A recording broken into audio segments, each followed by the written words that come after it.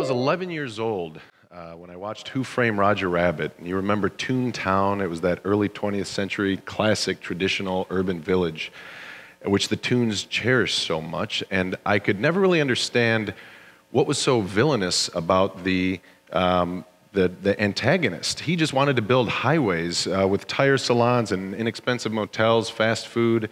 And as an 11-year-old, I thought to myself, well, this exists all around me. I'm used to seeing this kind of thing. I didn't know what was so bad about that. So to understand this, first let's look at mid-century, mid-20th century. Let's look at the 1950s. There was this vision of hope and progress to connect the American landscape with this system called a highway. So it's $26 billion in 1950 dollars. To escape the crowded and congested cities. So we can sort of start over in this green pasture and start to define this American dream. As the middle class was growing very strong and automobile ownership and operating cars started to become much more affordable, this was this vision and this promise of single-family homes with green grass lawns surrounding them, and this kind of idyllic and nostalgic, what we see as now as nostalgic, this belief, and incidentally in homes that all sort of look like this, and incidentally only white people could legally live here, and this was completely off the radar for minorities. So we started to create this environment, and we really started to believe in the value of this green new landscape only being able to be accessed by the car. And so because we're all wanting to live out there, we now start to need to build environments and places that we could shop. So big box started to emerge, larger scale, commercial. We start to see strip malls emerge and bigger signs. And of course, we need to build a lot of roads with a lot of lanes to accommodate all these cars because we're moving out here. And the impact of that also is we need to also build a lot of places to park because we have to store these cars in order to make all of this new idea work. So as we progress into, well, this is clearly just an exaggeration. This is a comic. This is an exaggeration and embellishment of this progression of the scale and speed of the car into the 20th century. We're familiar with these logos on these spires, but of course the cynicism of ugly blight motel and useless junk next exit and gross food next left, we would never intentionally build places like this, okay? This is 28th Street in the 1970s. Now, of course, the cynicism is not for the value of the businesses by any means. It's strictly around the built environment. We are building around the scale and speed of the car. Giant signs, so much asphalt as far as the eye can see. The only way to access this is by car. And then we have to build parking lots around all of these buildings. And again, as far as the eye can see, this is what our latter half of the 20th century looked like. And so to connect all these places, we require building big places like this, plowing through neighborhoods, each interchange at a cost of $500 million to $800 million, which, by the way, we've never really thought about how do we maintain these, which is why every political ad you see is all about the crumbling infrastructure. But the math doesn't exist to fix that problem, but people still like to talk about it. We like to build these things, but we haven't figured out how to sustain them. What does the human experience look like, though, when we build places like this? We're used to being involved in those interchanges and on the highways in an environment like this. We experience this as humans building around the scale and speed of the car. And sometimes when we're stuck in this kind of traffic, we're lucky enough to see a billboard to really remind us that we're not stuck in traffic, we actually are traffic. And then as we get further frustrated, we start to be this. We've all felt this way before. This is someone that's disconnected, right? This is someone that's disconnected from their environment, their sense of place, because we've firmly built ourselves into an addiction around the scale and speed of the car. We've become slaves to the scale and speed of a car. We have become appendages to the car. We've prioritized everything we've built in the latter half of the 20th century around the car. So what are the consequences of this? I want to talk about three things: the economic impact, the environmental impact, and the social impact. Okay, environmentally, we're adding so much more time in a car than we ever have, and that number continues to grow higher because we're building ourselves into this expansive growth model. Traffic is becoming much more congested and busier. It's impacting our pocketbook. Gas and oil, as a finite resource, we desperately look to the news, and it's oftentimes right next to what Wall Street is doing because the cost of a gallon of gas is so impacting to our lives that it almost feels like an entitlement, that the cost of gas should be as a right to human beings as the air that we breathe. It's actually the second highest cost in a household behind housing itself, transportation, and that number continues to grow as well.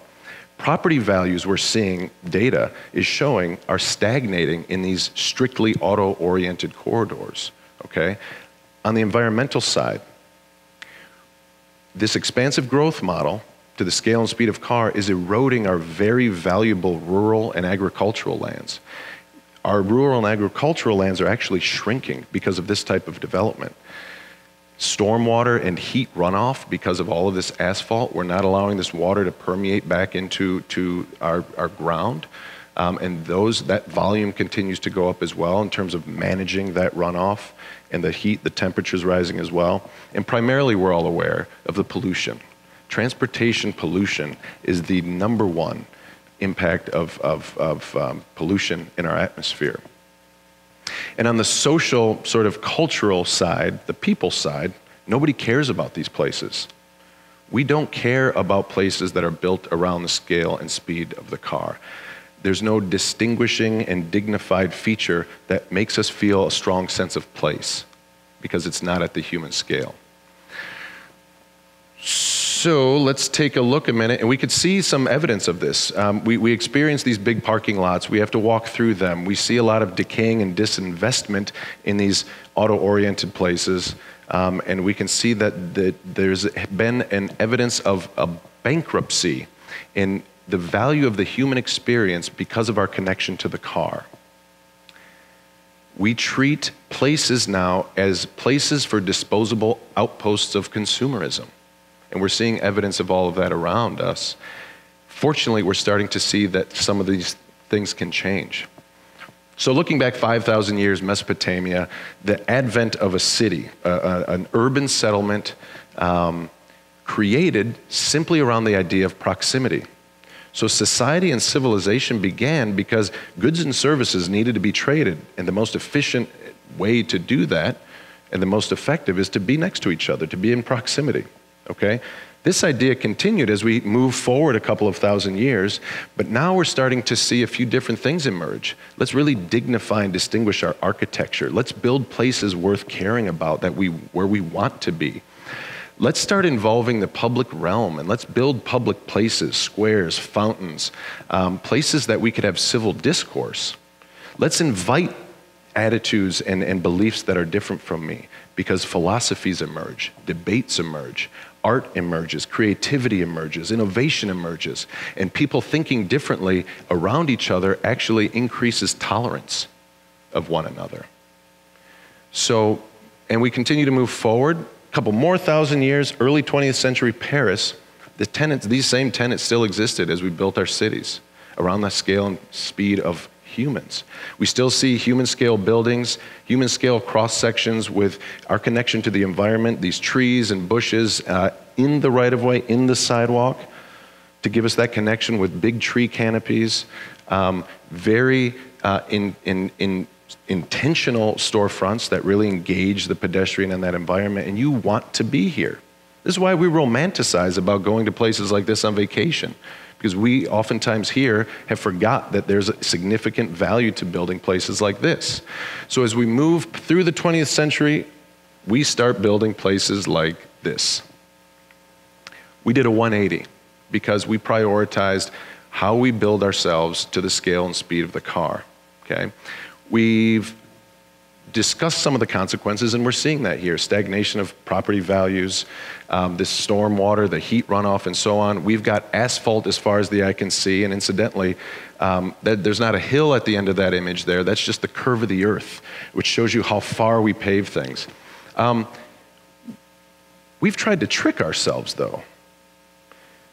we see the distances and the scale and the space that's required to be able to accommodate parking our cars, but we thought, well, let's make it a good idea. Let's check that box to make it humanizing, because we put grass. Let's put grass on the side of the street and fertilize it well, water it well, and let's really pay attention to mowing it, and let's put a sidewalk right next to it at millions of dollars of cost, which is never really used. And as you're driving by these places, you never notice these places. It doesn't matter how well manicured this lawn is, but then if we add a couple bushes, maybe some flower beds on the side and mulch, because everybody loves mulch. It makes us feel cozy and a strong sense of place when we see that kind of landscaping.